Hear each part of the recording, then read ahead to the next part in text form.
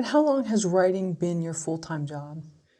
I would say writing novels specifically was probably only my full-time job for about 2 years because, the indie author world, it's very dependent on output to the point where, when I say I write 2,000 words a day, that actually would probably be considered fairly slow, for most independent authors. Um, there are people out there that write 5,000 words a day, 10,000 words a day. Um, and I just didn't want to go that, I just didn't enjoy doing that. When I would work for that long or write that long, I wasn't, I don't know, the pain, pleasure balance, just wasn't there for me. So I've sort of diversified my income streams a little bit. So I do receive income from my books, but I also do freelance copywriting on the side. Sometimes if a cool post-soup gig comes up, I'll take that. I recently post-souped a interactive movie that was really kind of interesting to me on a technical level. And I also have some screenplays that have been optioned and that are being shopped around. So, I mean, for me, it worked best to kind of diversify, what I was doing. I think I mentioned this before, but when you are a full-time author and that is your only income, it is a lot of pressure.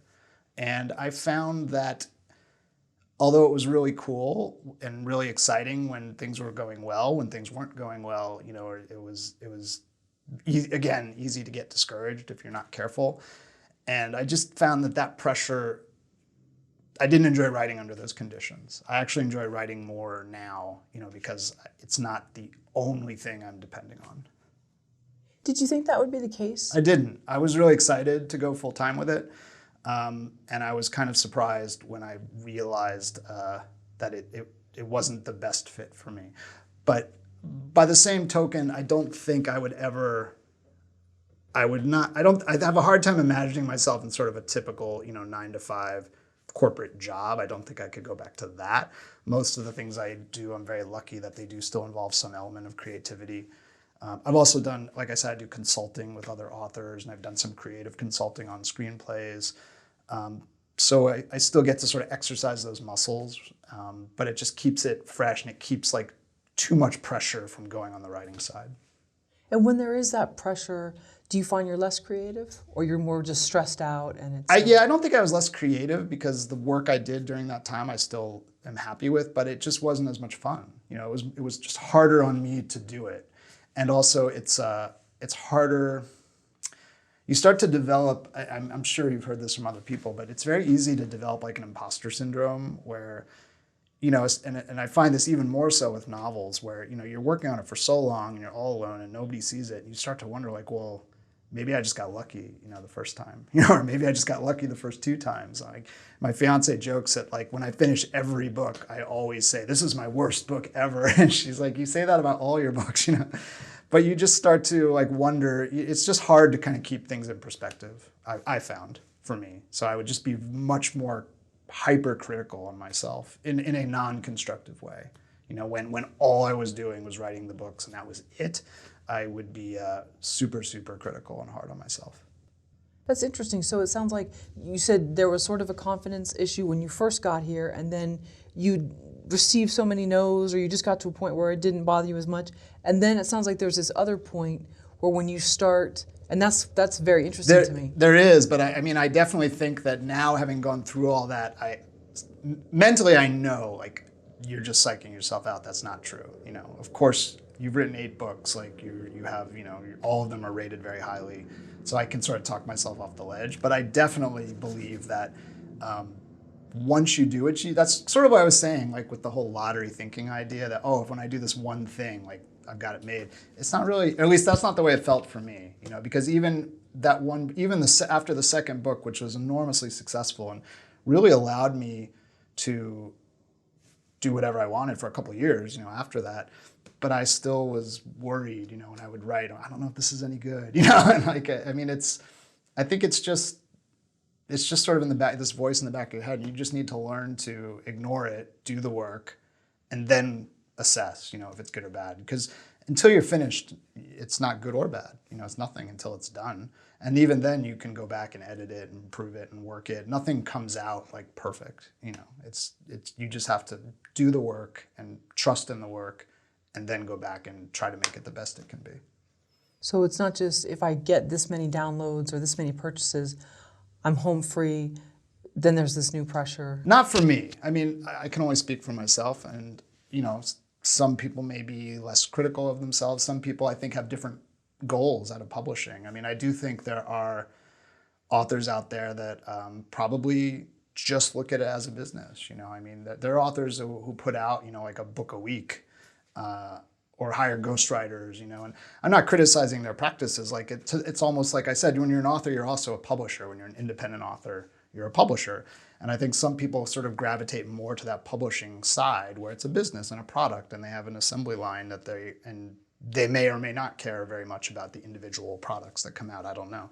But for me, I'm very invested in the books. I mean, like I said, I want people to feel like they're having this experience, like they're traveling to this location. And I've drawn on a lot of my own travels, and I always feel this sort of pressure to capture the place, in a fair and believable light, And so for me, I just found that there was a lot of imposter syndrome. Like even after the first 2 books, which were really successful, I would always be like, this isn't good enough, or I don't know if I can do it again. Sure, I did it 2 times, 3 times, 4 times, but can I do it again? That was always kind of hovering over me. Did people encourage you or discourage you from putting the novella out for free? Oh, honestly, I don't think I really talked to anyone about it. I had, like I said, I had sort of done research on what other authors had done, and I had seen that had worked for people. And so I just did it. But I really didn't tell people a lot about what my sort of long-term plan was at that point. I kind of kept my cards close to my chest.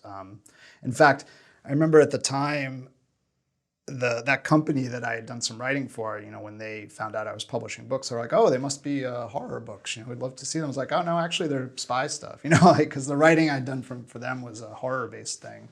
And they knew I was a big horror fan, so they were really surprised that I had written something totally, different. So yeah, I don't think people really chimed in on that one way or the other. So once the actual novel came out, you were able to leave your job? Yeah, I mean, it sort of worked out. I was a freelance post-soup at that point. So really, I just stopped, looking for gigs was what I did. And I just focused on the next books. And I did that for about 2 years where that was the only income I had coming in. But like I said, after 2 years, I did start I just felt happier when I had other things. I still do a lot of writing and I still put out books regularly, but I didn't want to have to put out 4, 5, 6 books a year. Like I wasn't happy trying to do that. And I did try, the science fiction series I wrote very quickly. I put out 3 books in 1 year, and I like those books. But after that experience, I was like, no, I want to slow it down a little bit. So. Have you ever done a book signing or gone to read? No, because I do sell hard copies, but mostly it's ebook. And when you're an independent author, I'd say ebooks are going to be probably 90% of your sales. So Kindles and Kindle, like yeah. Mm-hmm. I had some books that were wide, some books that were exclusive to Amazon. It just depends. But that was most of the money. Also, audiobooks are starting to become bigger. But still, I find most of my revenue comes from ebooks. So did you read for the audiobook? No, no, I didn't. I don't like my voice, like I said. So no. But also, I think to me, that's a skill. There are professional narrators, like that's what they do. Sure. And so I wanted to work with someone like that. That would really elevate it. Had you ever really thought of what the actual voice of the character was? I did. Not in the sense of, I didn't put a lot of thought into it, but I certainly hear him in my head. I know what I think he sounds like, so I would listen to narrators. The first audiobooks actually weren't independently produced. They were with a company licensed them from me. So they had final say on who narrated it, but they sent me candidates and I chimed in like, oh, I like this guy, I don't like this guy, Interesting. And so it's an American accent or yeah, British? Yeah. Okay. He's American. Wow. And where did he grow up? Caine? Yeah. Mm-hmm. It's a mystery. It's a mystery. Yeah, okay, so we know nothing. Yeah, he's sort of a cipher.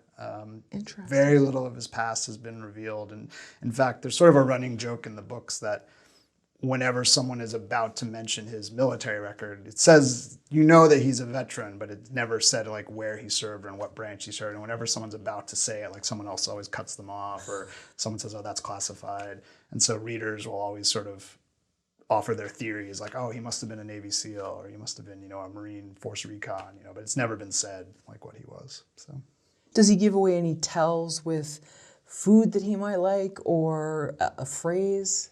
I tried to, it was the intention of the character was that he be somewhat of a blank slate. You know, I mean, he's very, I wanted there to be sort of an element of mystery, almost like, he's almost like a force of nature when he gets involved, you know, in something.